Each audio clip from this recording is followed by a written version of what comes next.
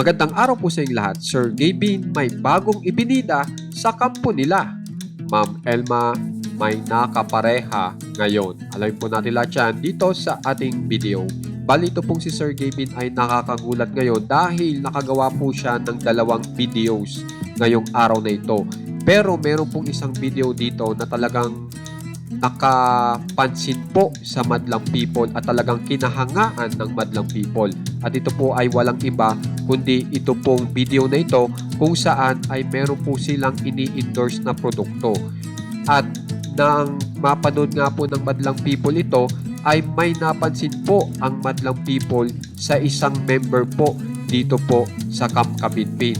At ito po ay walang iba kundi ang kanilang Mami Beth na talagang nakita po kung gaano kagaling mag-endorse at talagang makwela pa. Kaya naman po naging kapansin-pansin at talagang bumida ngayon si Mami Beth sa naturang pag-endorse na umaabot na nga po sa 95,000 ang nag-likes ng kanilang ini-endorse na produkto ngayon.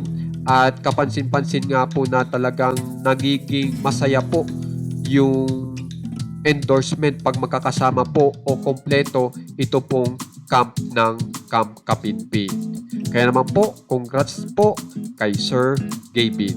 Samantala, dito naman po tayo kay Ma'am Elma na kapansin-pansin po na nagkaroon po ng pagkakapareha ng ini-endorse po ngayon itong si Ma'am Elma at saka si Mami Beth na kung saan ay ito rin po iisang produkto rin po ang kanilang ini-endorse.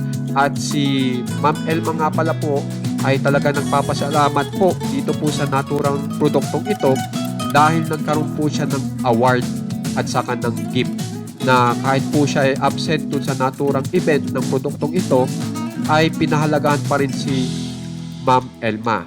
At ang sinasabi ni Ma'am Elma kaya daw hindi po siya nakarating sa naturang event ay dahil nauna daw po mai-schedule ang kanyang birthday.